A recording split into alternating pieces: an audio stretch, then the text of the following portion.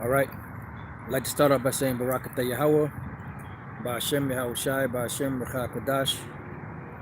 Welcome to another live lesson. The name of this one is The Chariots and the Book of Ezekiel, Chapter 1. Pretty much this is stemming from some madness, some more madness that's coming out of the pie hole of Vocab Malone, the devil that the Bible speaks of, because he is paid off and bought for as an agent to come against everything that we teach. And watching the video earlier this morning, Elder Apostle Tahar did concerning Vocab Malone and Ezekiel, the first chapter. And one of the first things that came to mind is when you go into history and you go into art, there are many chariots.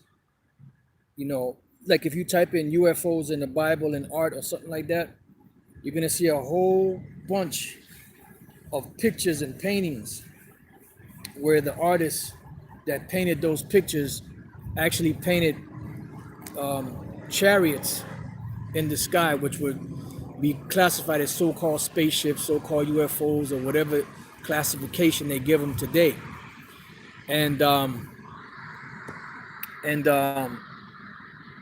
reason why they did that is because they read the scriptures and they came to the conclusion that these vehicles in the scriptures that it was speaking about the vehicles of the heavens, which are known as the chariots, the wheel within the wheel, a flying roll, the clouds, of the Lord, so on and so forth. So certain individuals that read the scriptures came to the conclusion that the Bible is speaking about so-called UFOs. And that's why Elder Apostle Tahar did the video, and he read some information of these two German dudes. One of them wrote something about the chariots in the Bible, and the other one was writing something against, his, the other individual's statements to disprove that there were so-called UFOs in the Bible. And after his research, he came to the conclusion that the Bible is speaking about so-called UFOs. And this is why in movies they portray certain crafts based off of what the scriptures say, because these devils that have studied the scriptures, they know beyond the shadow of that the Bible is speaking about so-called UFOs. And this is why for so long they were trying to hide this information from the public. So I want to start off with a precept in the book of Isaiah, and I'll take it from there. I wrote a couple of precepts down. I don't really have any particular order to them. I'm just going to go in the spirit and see where the spirit leads us. Okay, this is the book of Isaiah, chapter 28 and verse 21. For the Lord shall rise up as in Mount Perazim. And when you read through the scriptures, there were times in history where the Lord caused the vehicles from heaven to intervene in certain fights, in certain wars, in certain events to deliver Israel from whatever situation they were dealing with at the time. So it says, for the Lord shall rise up as in Mount Perazim, which goes back to King David. It says, he shall be wroth as in the valley of Gibeon, which goes back during the time of Joshua. And these were events where the Lord intervened for the armies of Israel with the chariots. It says that he may do his work. See, so the Lord is doing the work. It says his strange work. Why? Because in the ancient world, it was known about the chariots. But in this society, the chariots are made to be like a phenomenon, like a taboo, like something that is strange, or something that is non-existent, or a hoax, Or if you speak about UFOs, they will usually make you look like a bugged out individual. Like in that movie, I believe it was Independence Day. They had the town drunk, and he was drunk because he was flying plane props, planes, that were let down the so-called pesticide upon the plants. And I believe he saw UFO. I believe that was the movie. He saw so-called UFOs, and they wouldn't believe him, so they ridiculed him. And for a long time, if you talked about chariots, people looked at you strange. But now that more information is coming out, and Esau is revealing that the chariots are out there, people are starting to believe it more, not because they read it in the book, but because the Edomites are coming out with the information. And that's how Jake does. They wait for Esau to say something for them to believe it. Nevertheless, this is the book of Isaiah 28:21. I looked up the word strange, and the word strange is zawar, which is the actual word for a foreigner or a stranger. So what does that mean? Does not Esau call these vehicles UFOs? Do not he call the travelers in them aliens? Alien is another word for stranger. So the strange work is these are vehicles that are in the heavens that are coming to deliver the nation of Israel, the elect of the nation of Israel, from this captivity that we're in this time. So it's strange because that's not something that's an everyday occurrence. But the closer we get to the end, the more that these vehicles from the heaven start to manifest themselves. At the end of camp yesterday, Elder Pastor was asking, brothers if they had any testimonies, and a couple of brothers gave testimony of some chariots that they saw. And the chariots can come in many different forms. We've seen them many times. Sometimes they just come as a white cloud, Sometimes they look like round objects, shiny and white. Sometimes they come, look like dots with lights under them. They come in different forms. And this is what Esau has been trying to hide for so long, but it's coming out more and more. So it says, for the Lord shall rise up as in Mount Perazim, he shall be wroth as in the valley of Gibeon, that he may do his work, his strange work, and bring to pass his act, his strange act. So these strange acts are what? That there are alien forces that Esau calls alien forces coming from another dimension, which is Yahushua and the angels coming back to deliver the nation of Israel. And we read in the book of Ezekiel, the first chapter, which, by the way, for the movie Independence Day, the director of that movie used a part of this book, a part of this chapter for some of the beginning opening scenes, in that movie. This is Ezekiel chapter 1 and verse 4. He used this verse in particular. It says, and I looked, and behold, a whirlwind. Now, what is a whirlwind? A whirlwind is a storm that goes round and round. So now, why did Ezekiel describe it this way? Because when he saw the chariot spinning. And that's why whenever you see certain movies, sci-fi movies where Esau paints a chariot, sometimes he'll show them going around in a circular motion. And you have to remember, back then you didn't have terms like UFO or UAPs or whatever they have today. All they had was chariots, clouds, whirlwind, storms, fire, So they used whatever terminology they had available to them to explain what they saw in the vision to the best of their ability. That's why the prophet Isaiah said, I saw the heavens roll together as a scroll, which he was describing the mushroom cloud in the best way or best term that he could describe it as the heavens rolling together as a scroll. And when you look at the so-called mushroom cloud, that's exactly what it looks like. It looks like scrolls being rolled together. So it says, and I looked, and behold, a whirlwind came out of the north, and a great cloud. So this great cloud represented what? A chariot, a huge chariot.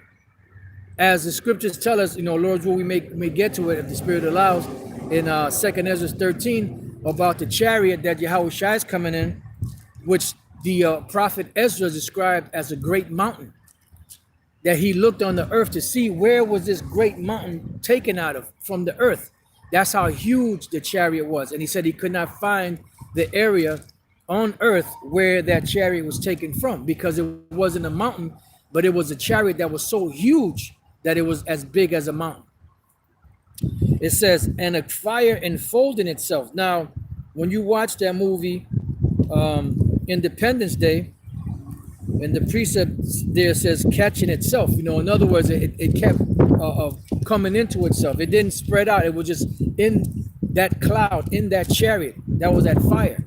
Now, when you watch that movie, I'm not sure exactly what time or in the movie, but it's like at the beginning, you see the camera pan up, people are looking up, and you see the camera pan up into the skies, and all of a sudden you see this giant cloud, and you see this craft coming out of the cloud, and you see fire around it.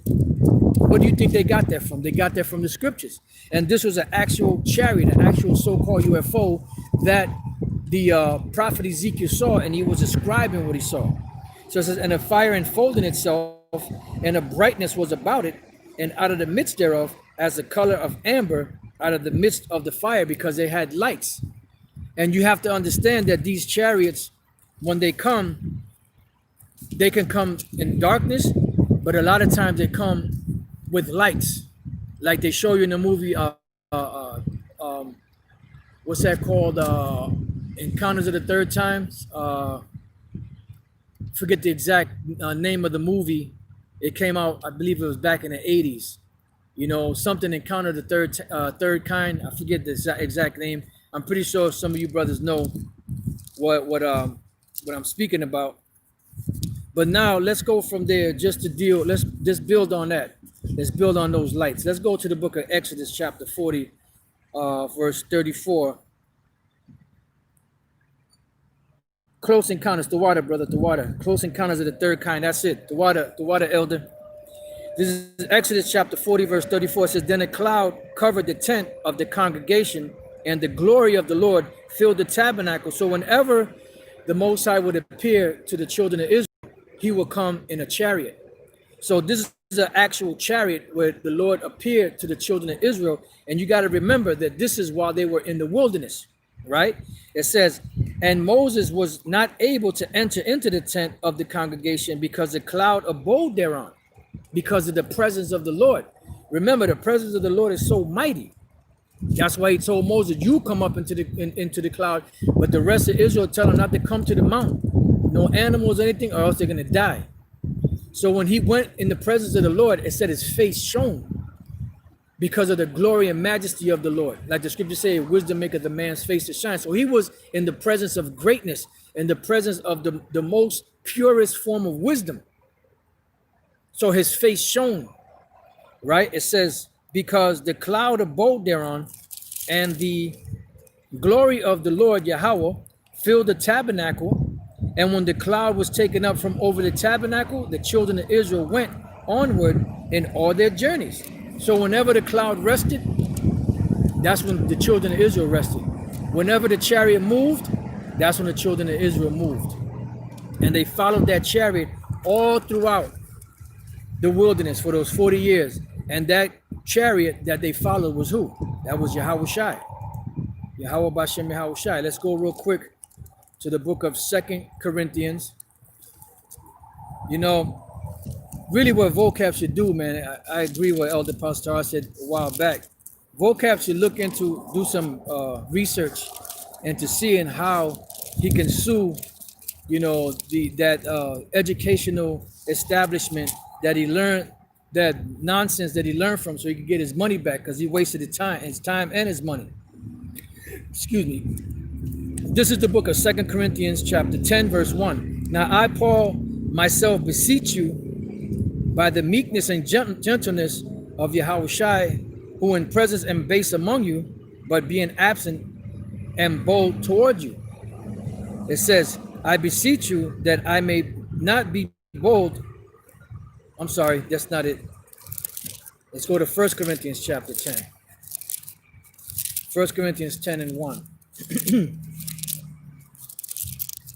It says, moreover, brethren, I would not that you should be ignorant, how that all our fathers were under the cloud, meaning under that chariot, and all passed through the sea, meaning the Red Sea, which was really the Gulf of Suez, which was the left or the westernmost Gulf of the two gulfs that are on the northern part of the Red Sea. It says, and all passed through the sea, and were all baptized unto Moses in the cloud and in the sea, meaning in that chariot, and did all eat the same spiritual meat, and did all drink the same spiritual drink, for they drank of that spiritual rock that what? That followed them. So what was that rock that followed them? And that rock was Yahushua. So how was Yahushua following them? He was following them in that chariot. The chariot that he's coming back in this time, because that was what? That was a deliverance that was given to the nation of Israel. But that time, our forefathers left on what? On foot. This time we're leaving in style, in the chariots. So this is speaking about that great cloud that followed them, and that was Yahushua himself.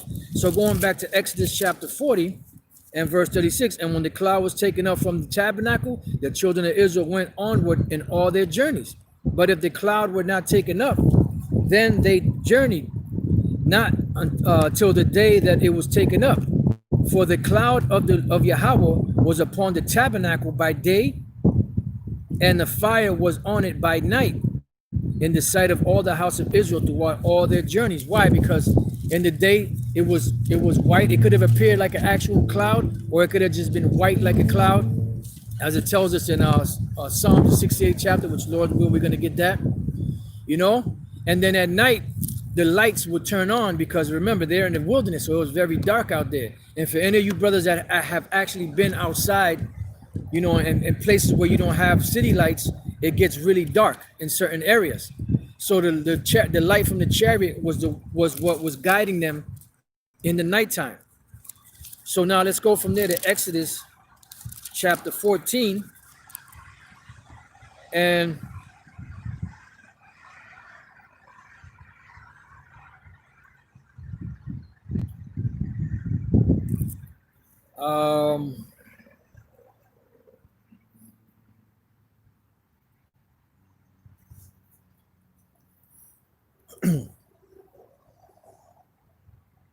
just bear with me 1 second. This is Exodus 14:13. Because Israel was afraid of the Egyptian army, because they were hot on their trail. And Moses said unto the people, fear ye not, stand still and see the salvation of the Lord, Yahweh, Bashem Yahushai. So the salvation of Yahweh, Bashem Yahushai was coming, which he will show to you today. For the Egyptians who you have seen today, you shall see them again no more forever. Why? Because the Pharaoh and his whole army all died and drowned in that sea. And the Lord shall fight for you, and you shall hold your peace. And this is what the Lord is coming back to do. For the controversy of Zion, he's coming back to fight for us. That's why he's sending Yahushua and the angels to come and deliver us, in these times. I'm just trying to get to the point. Just bear with me.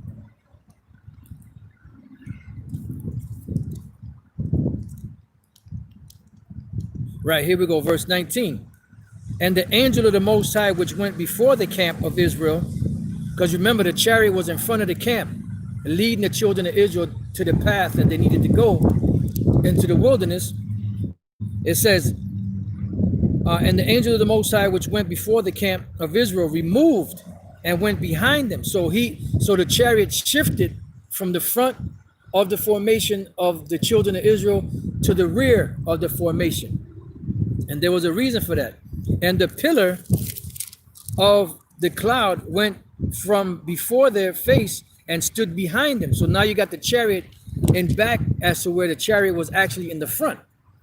It says, and it came between the camp of the Egyptians and the camp of Israel. Why? To block the Egyptian army, because remember, the children of Israel are on foot. The Egyptians are on horseback and chariots. So they were gaining on Israel fast. So what Yahushua did was he shifted the chariot to the back of the children of Israel, so he can put a wedge between the children of Israel and the Egyptian army. Right now, check it out.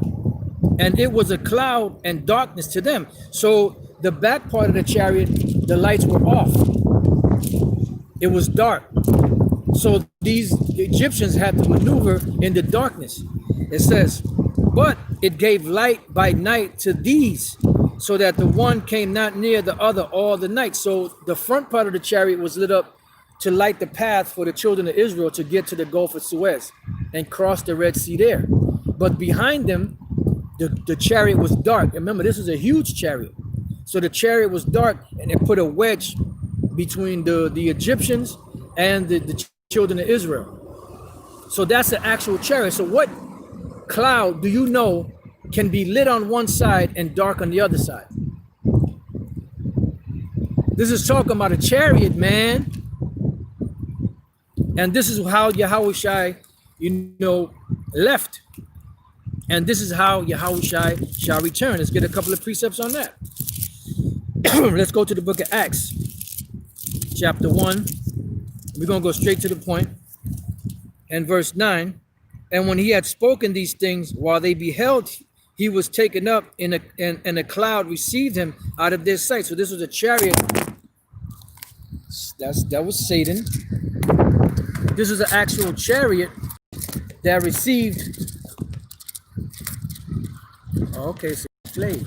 Want to play, right? Okay. This is an actual chariot that received Yahushai out of the midst, or from among, the children of Israel. I'm sorry, that this was a chariot, which that was a chariot also, but this was a chariot that received Yahushai when he was taken up from among the disciples, just like Elijah was taken up in the presence of Elisha by the chariots, the same by a chariot. I'll put it like that, because you have many chariots in the heavens, and we can get that too. So let's read that again, Acts 1 and 9. It says, and when he had spoken these things, while they beheld, he was taken up, and a cloud received him out of their sight. And while they looked steadfastly toward heaven, as he went up, behold, two men stood by them in white apparel, which also said, Ye men of Galilee, why stand ye gazing up into heaven? This same Yahushai, whom which is taken up from you into heaven, shall so come in like manner as you have seen him go into heaven. And that's how he's coming back. That's why, let's fast forward to the book of Revelation, the first chapter, into the future. He left in a chariot. He's coming back in a chariot. This is the book of Revelation, chapter 1, and verse 7. Behold, he cometh with clouds, and every eye shall see him. And they also which pierced him, and all the kindreds of the earth shall wail because of him. Even so be true. So he's coming back in a chariot the same way that he left the first time. Now let's go from there to Matthew 24. But before we go there, let's go to the book of Psalms, the 104th chapter. Psalms 104 and 3. Who layeth the beams of his chambers in the waters, who maketh the clouds his chariot, who walketh upon the wings of the wind. So the clouds are the chariots. Sometimes the chariots appear white, like a cloud. And sometimes you could have an actual cloud that has a chariot, and the cloud is just a cloaking device. Just like they showed you in Ezekiel, the first chapter, and as they showed you in the movie Independence Day. When the chariot came from the midst of the cloud, there was fire all around it. Let's go. There was a precept that just came to mind. Oh, same book of Psalms. Book of Psalms, chapter 68, verse 13. Though you have lain among the pots, you shall be as the wings of a dove covered with feather, and a feather with yellow gold. Now we know that if the wings of a dove had silver and gold on its feather, what would happen? It would be too heavy to fly. So we know that this is not talking about an actual dove. This is talking about a chariot. Let's go real quick to Isaiah chapter 68. I'm sorry, chapter 60, verse 8. And it reads, it says, who are these that fly as a cloud and as the doves to their windows? So these are chariots. So what's heavy about this is that Isaiah was speaking about the kingdom. Isaiah was speaking about being enlightened by this truth. The whole world lying in darkness, but the elect being enlightened by the truth, and giving a glimpse into the future of the kingdom of heaven, where these nations would be in subjection under us, those that afflicted us, and the Lord was showing Isaiah the consolation for that. And Isaiah, as Isaiah was writing it down, he paused in the middle of the vision and saw chariots. And that's why he said, who are these that fly as a cloud and as the doves to their windows? So this is talking about the chariots.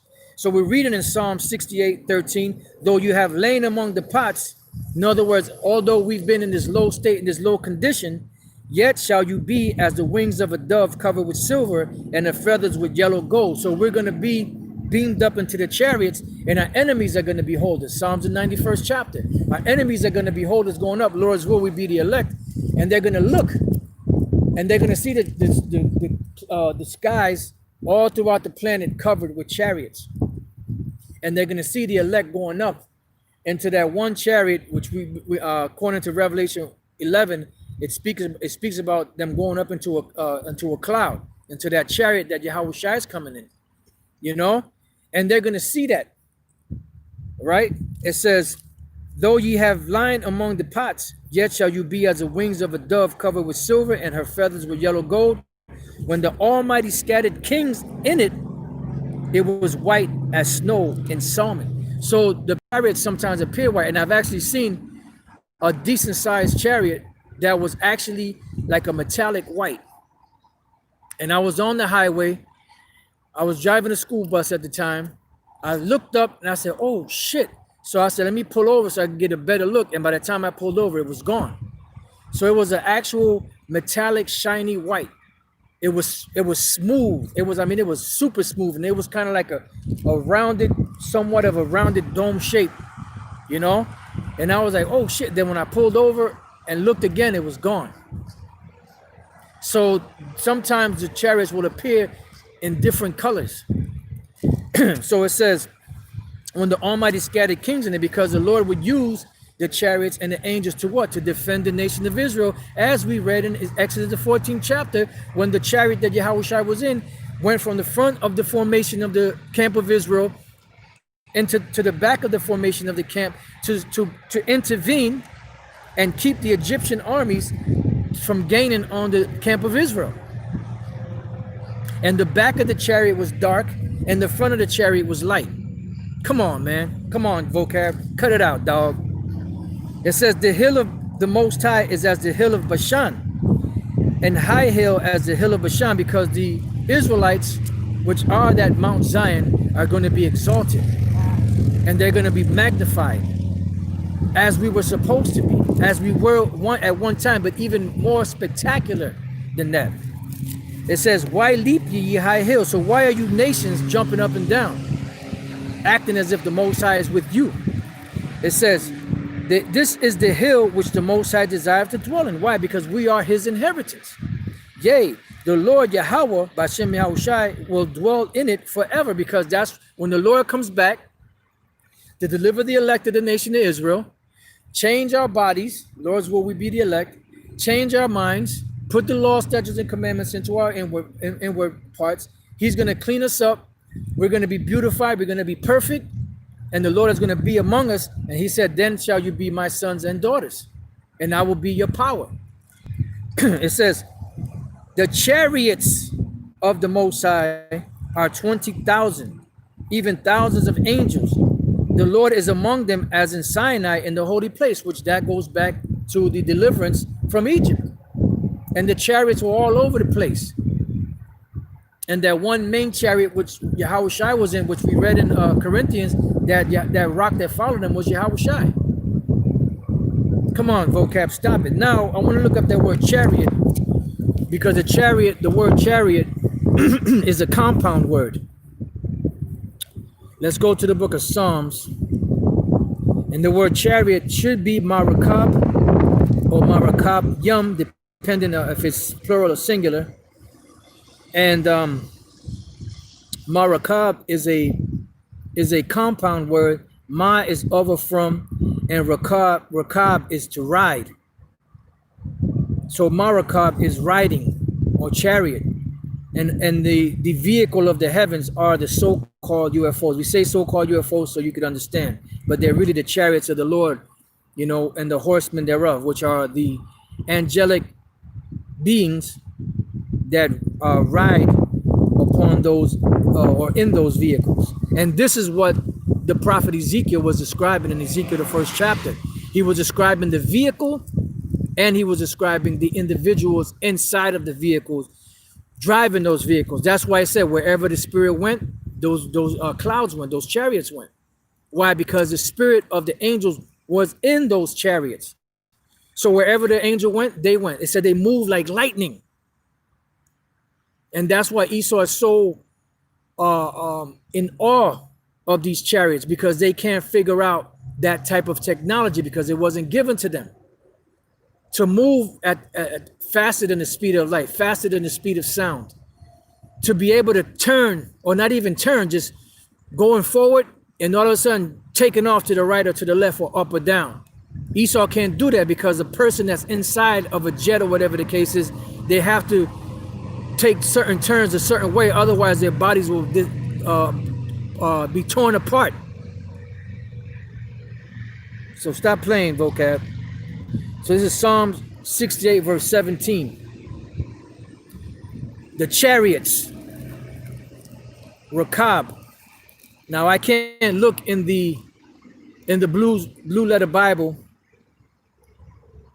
to see what it says in the Hebrew, if it says rakab yum, because a rakab is singular for chariot. It should say rakab yum. I'm not positive on that. I would have to look it up. But nevertheless, rakab is a chariot, and the yum at the end makes it plural. Rakab, a vehicle. Come on, man. Come on, stop it. It says it's from 7392. A vehicle, by implication, a team. Because you have a host of angels. We're reading in Psalm 68 how the Lord's angels. Let's read that again. Psalm 68, 17. The chariots of the Most High are 20,000, even thousands of angels. The Lord is among them as in Mount Sinai in the holy place. So it says, see, hold up. Let me get it again.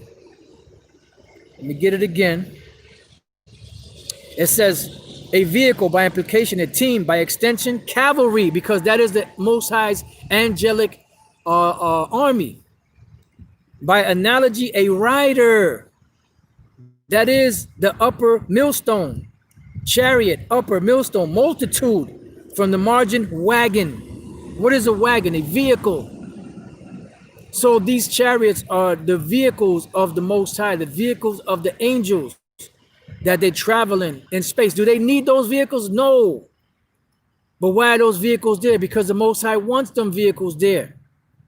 Here it is. These devils can have a car, a truck, a SUV, you know, a plane, a helicopter, a jet, you know, Air Force One, but the Most High can't have vehicles in the heavens? Where the hell you think they got the idea for these different vehicles? The only difference is you're not going to see, you know, the chariot broken down in the waters up in the heavens. Here it is, that the chariot is flying down, you know, the so-called Milky Way, as they call it, right? About to enter into the black hole, and all of a sudden the check engine light comes on. He has to pull over, you know, and tinker, you know, underneath the hood of the chariot so he can either change a spark plug or a wire, or check if the alternator's good, or did the starter go. You know, he doesn't have to change the transmission. They don't have to go to a heavenly Jiffy Lube and get an oil change. you know, because they went over the odometer went past the time when they had to change the oil. No, everything is in perfect order. That's what the scriptures say. How I said, let thy will be done on earth as it is in heaven.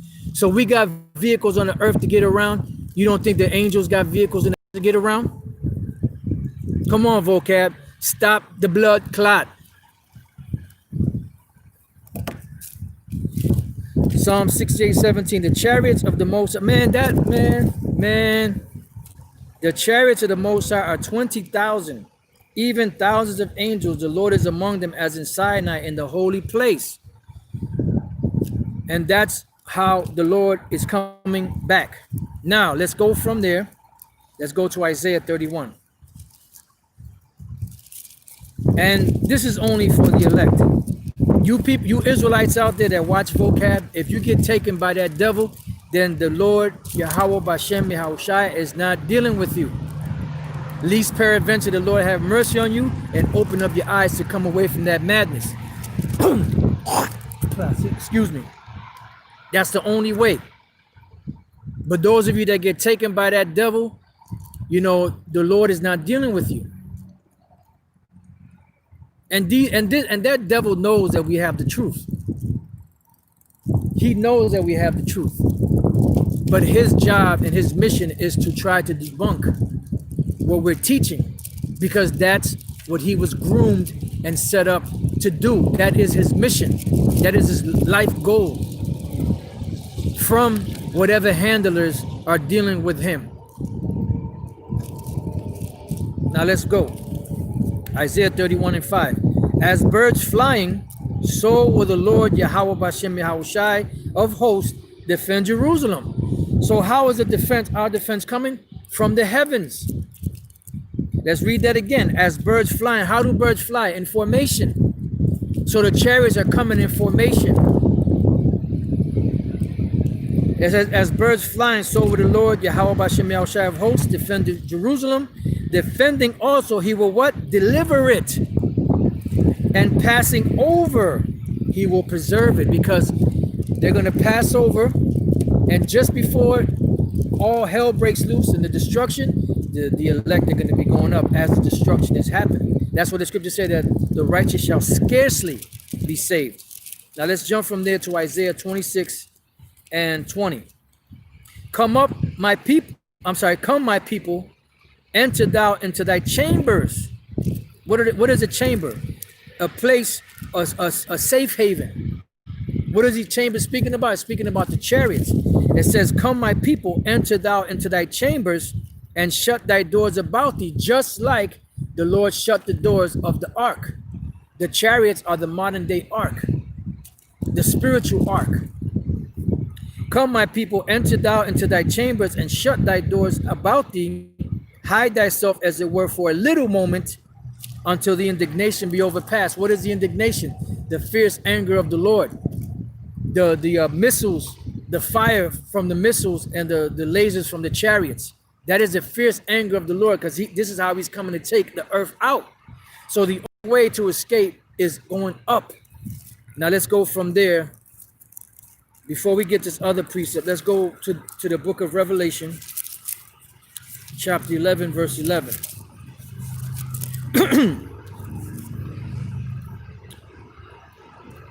Revelation 11:11. And after 3 days and a half, the spirit of life of the Most High entered into them, meaning this knowledge entered into the elect, and they stood upon their feet, because we were set back in order, as the Lord said he would do. And great fear fell upon them which saw them. Why? Because they're seeing that the Lord is really with us,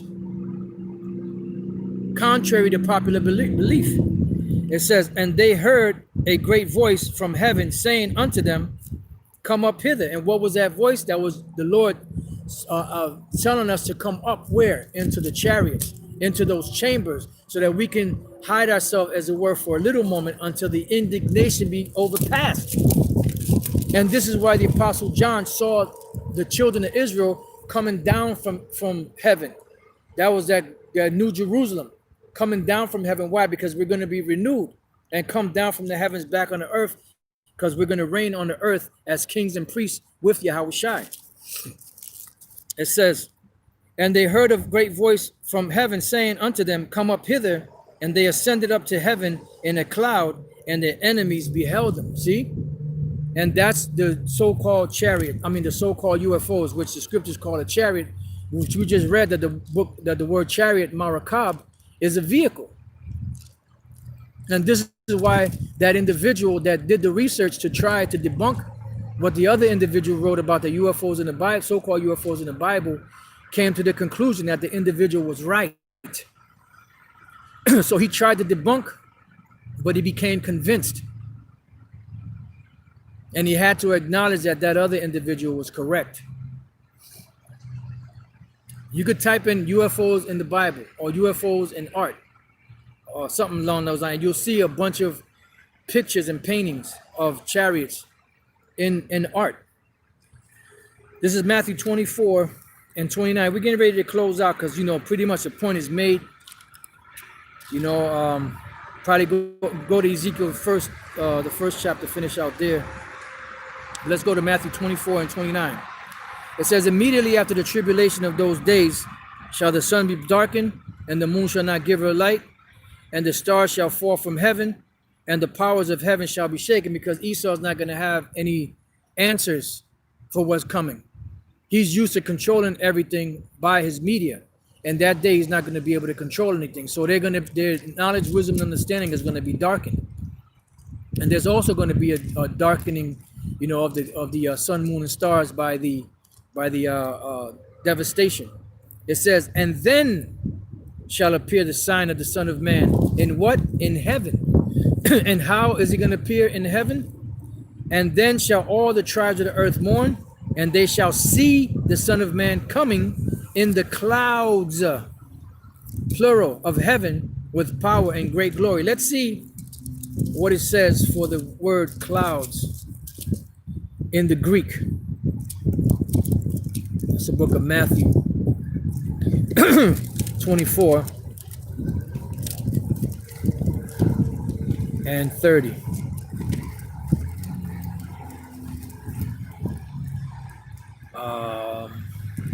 In the clouds.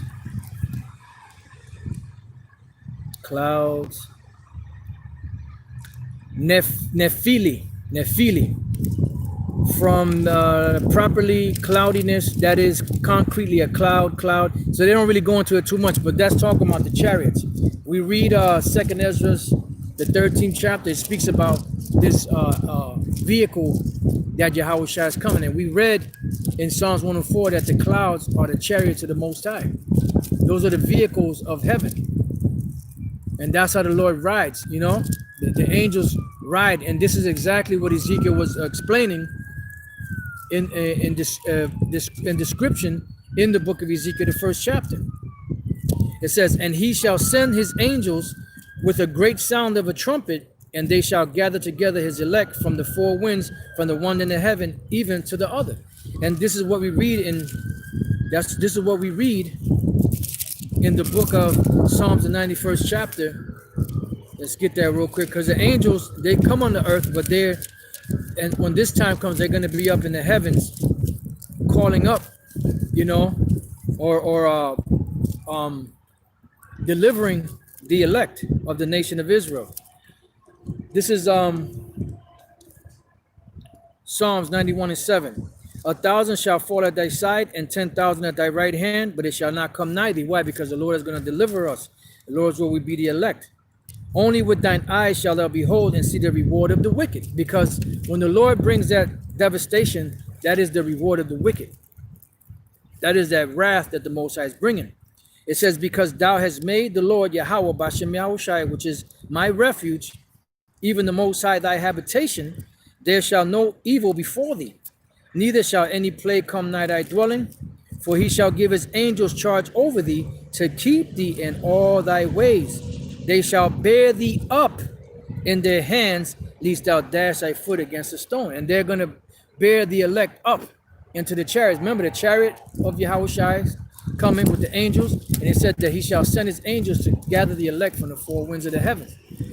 So there's going to be angels that's going to be actually protecting and guiding those the elect of the nation of Israel, to go up into them chariots and protecting them from all the devastation that's going to be going on all around. Thou shalt, well, that goes into something else in the kingdom, but that's what it's dealing with. So now let's go back to the book of Ezekiel, the first chapter, and let's finish out there, because I have a bunch of other scriptures, but pretty much the point is made. So we're going to finish out in Ezekiel, read a couple of verses, and then close out the lesson. This is Ezekiel chapter 1 verse 4 again. And I looked, and behold, a whirlwind came out of the north, and a great cloud, and a fire enfolding itself. That's the fire from the chariot. It says, and a brightness was about it, because it had lights. And out of the midst thereof, as the color of amber, out of the midst of the fire. Because you have the fire, and then you have the lights of the chariots. Now, it goes into the angels. We're going to jump down to the 15th verse. It says, now as I beheld the living creatures, which are who? The angels, which are so-called black men, by the way, with afros. Even the Edomite said that the angels are the so-called black men. It says, behold, one wheel upon the earth by the living creatures with his four faces. And what is this wheel? This was an actual chariot that the angel was riding it in. Let's look up that word wheel, see what it says. In the book of Ezekiel, chapter 1. What verse is that? 15.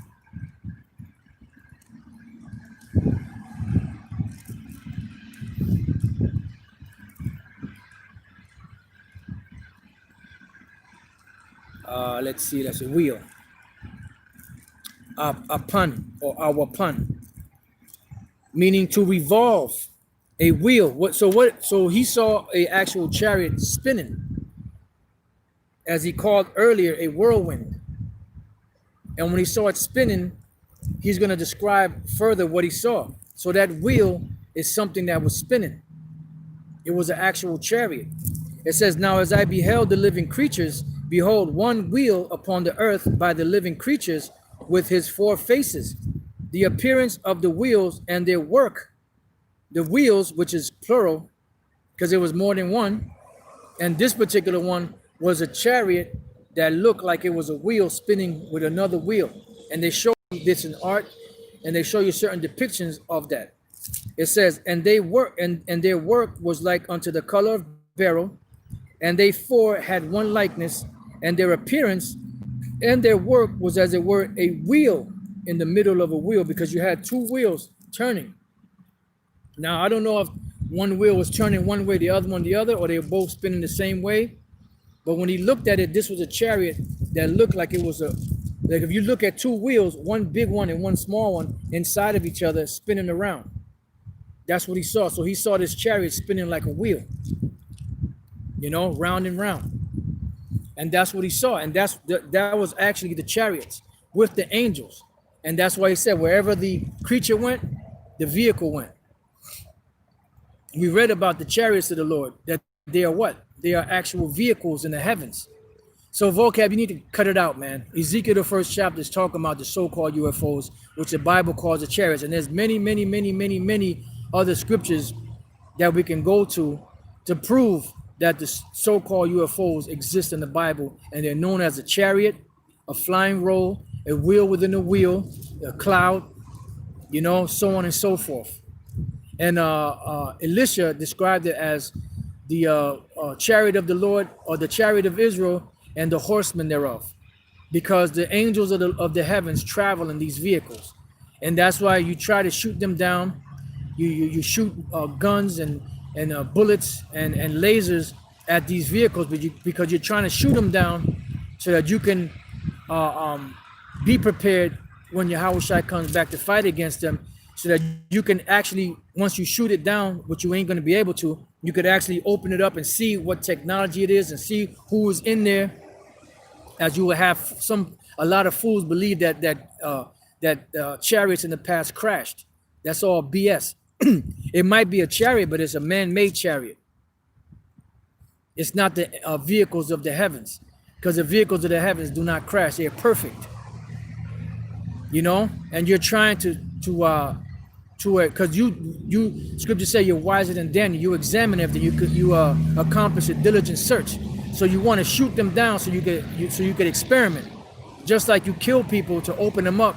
How do you think you know about the human anatomy? Because you've opened people up, looked at their brains, looked at their eyes, looked at their intestines and their insides, and that's how you're able to draw a diagram of what the body is, and where the pancreas is, and where the lungs are, and where the heart is, and where the liver is, and where the kidneys is, and the function of this and of that and of the other. You like to take shit apart, but you're not going to be able to take the chariot apart, because you're not going to be able to shoot them down, and the angels do not crash. So you're finished. You finished, Esau. You're done. No matter what you do, you can do what you got to do. You're going to have an all-out assault on the men of the Lord, of Yahweh Hashem Yahushua, the people of the Lord. But guess what? You're going to lose in the long run. You're not going to win. You're not going to infect the chariots with a virus, and then all of a sudden all the chariots are going to malfunction. It ain't going to happen. And you're not going to save the world by a drunk. Yahushua is coming back, and he's going to be drunk with your blood, because he's going to destroy you. And Yahweh's name and Yahushua's name are going to be magnified on the earth, because they're going to be glorified, and they're going to have their glory in your demise. And those chariots are a part of your demise. So with that, I pray that you brothers have been edified. Until the next time I say, Shalom.